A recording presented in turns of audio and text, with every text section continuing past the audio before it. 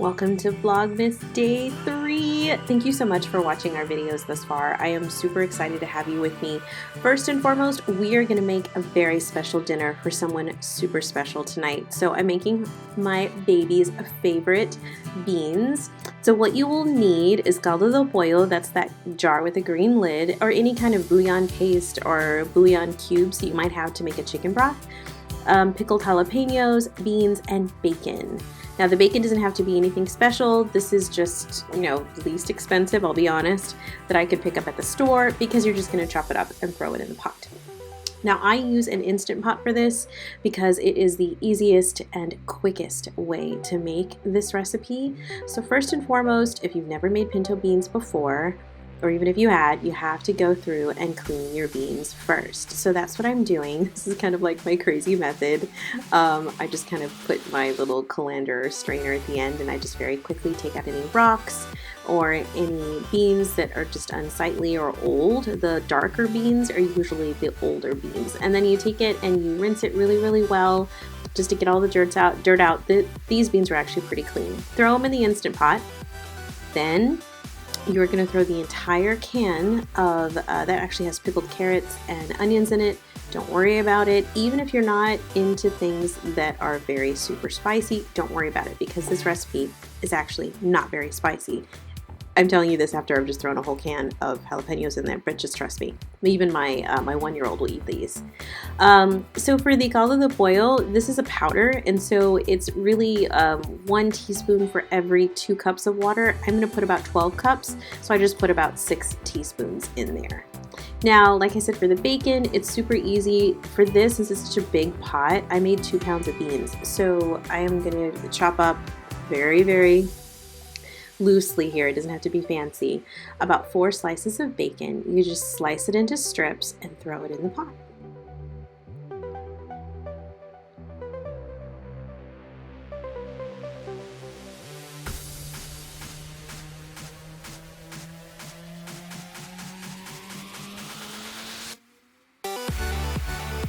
Now here I am putting the water in.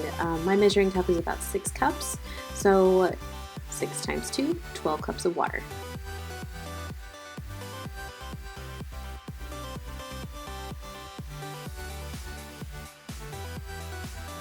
Now next, this is what it's going to look like inside the pot. I'm just taking that same spoon that I used for the powder and I'm just giving it a rough stir. And then I'm going to close the pot. Make sure that your Instant Pot is on sealing, not venting. It's very important. Push pressure cook and then just cook for 1 hour. Now keep in mind, it usually takes about 4 to 6 hours to make beans in a crock pot, and that's also, most people will soak their beans overnight. If I am in a hurry and a rush, I don't do that. I just throw them in my Instant Pot, and to be honest, they're just fine even without soaking them. Now I have to apologize for this next weird camera angle. I'm still trying to figure out my tripod and how I'm going to set things up to show y'all what I'm cooking, but you get the gist. Right now, what I'm showing you how to make is my infamous Spanish rice or Mexican rice. I put about 2 tablespoons of oil in a pan. I set it over, I guess it would be like medium-high heat. And I'm not making very much rice for this dinner because I don't really want tons of leftovers. Usually this goes if I just make a cup. So that's what I threw in, just about a cup of long grain white rice. Now I'm going to adjust the camera in a second so that you can actually see a little bit more of what I'm doing on the side. So what you're going to do is you're going to just brown your rice in that oil. Now be very, very careful you don't burn it. I am, I'll be honest, really famous for burning my rice. My husband will tell you it's embarrassing, but that's because I get so caught up in everything else that I'm doing. So as the rice burns, you're gonna watch it while you peel and chop some garlic. Now that does look like a lot of garlic, but don't worry because I'm going to use half of it for the next recipe.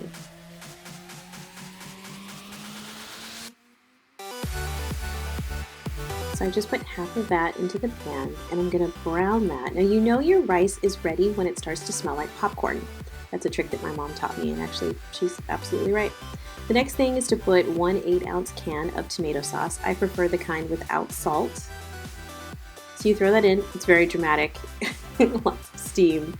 So just make sure you just don't have your face over the pot. Now I'm going to put about 3.5 cups of water. Some people will just put 2 cups. Some will just put 3. I put 3.5 because to me, dry rice is just a crime. I'm also cleaning up as I go. I really hate having a huge mess whenever I'm done cooking, so that's me doing that. So this right here are comino grounds, or ground comino. So you can see I put about half a palmful in. The next thing I put in was another little dash of garlic powder. The red powder I just put in is just a dash of chili powder, just to give it some extra flavor. I also added that caldo de pollo, or that bouillon powder, and since there's about 3.5 cups, I put about 1.5 teaspoons. Now I did not add salt. That's one thing that I wanted to mention too. You don't have to add salt whenever you add that bouillon powder, that caldo de pollo. It actually gives you so much flavor you don't need it. So that's one of the reasons why I like using it. Now the last thing I do is I put a little bit of onion in there. I usually slice it, but I have these chopped up onions left over from Thanksgiving, so I didn't want those to go to waste, so I used those. Now the next thing we're going to make is actually taco meat. I don't make ground beef, or don't use ground beef in my tacos. I actually use ground turkey. It's just a little healthier for the family, and so I'm always trying to find healthier options for them. I think it's called honeysuckle. These little tubes, these little pound tubes of ground turkey that I get from Walmart.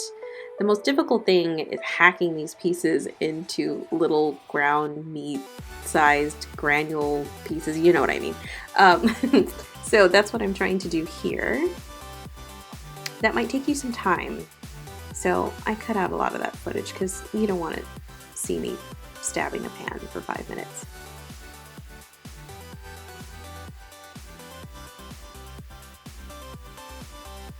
Okay, here we go. We're getting closer. So as you go through this process, it'll start to break down a little bit more. So I'm putting some more onion in there, as well as the rest of my garlic. And you can just use as much as you'd like. Just kind of go with your gut and what taste you prefer. And I'm just going to pan fry this really, really quickly, just to kind of heat up those additional elements and make sure everything is combined, as well as continuously stabbing this meat to try to get it into tiny little taco appropriate pieces.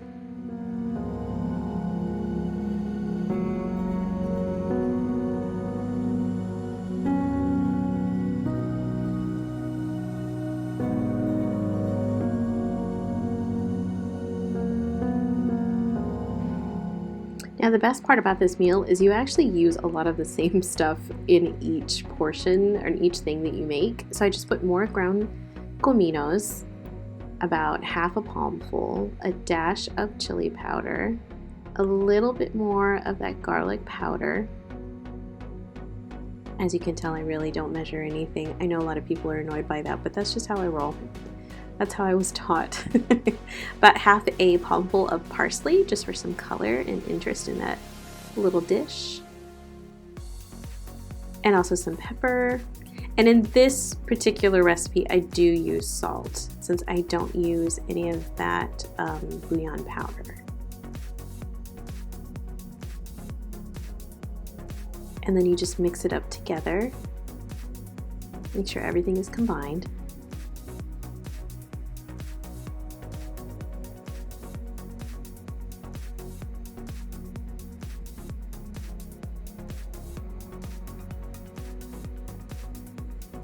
And I also add just a little bit of water, about a cup of water.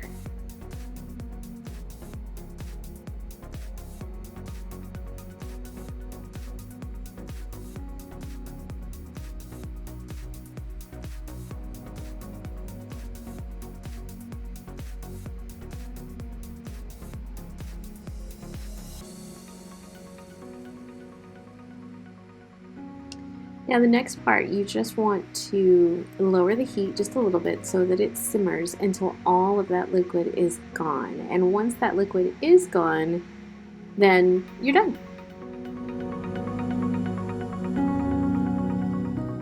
Okay, and this is the final result. We add avocado, cheese, lettuce, and tomato. It's so good. Okay, so like I said before, this is a very special night. So whenever we do weeknight birthday celebrations, I usually try to do something simple. The kids love whenever I bake cakes, but my little one is celebrating something super special today. She loves strawberries, she loved whipped cream, she loved chocolate, so why not combine all things? So I had my husband pick up this angel food cake. I made some vanilla pudding. That's what I'm spreading on the layers in between. So for her, for my birthday girl, I actually did 3 layers, just trying to make it feel more birthday cake-like. And then I took some strawberries and I dipped them in chocolate. Oh, actually, no, wait. Sorry, whipped cream comes first. So I put just a whole bunch of whipped cream on top.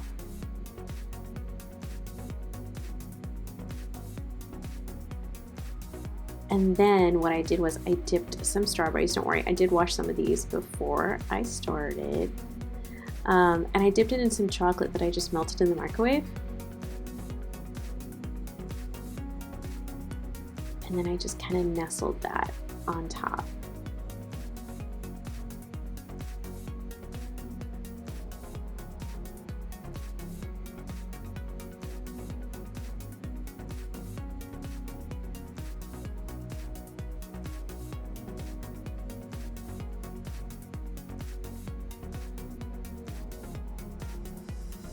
Yeah, it's really, really cute. And then what I also did is I drizzled some chocolate on top because my girl, she's a chocoholic. So we wanted to make sure that everything was, all her favorite things were included in this one dish. And I'll tell you, it was delicious. So very, very good.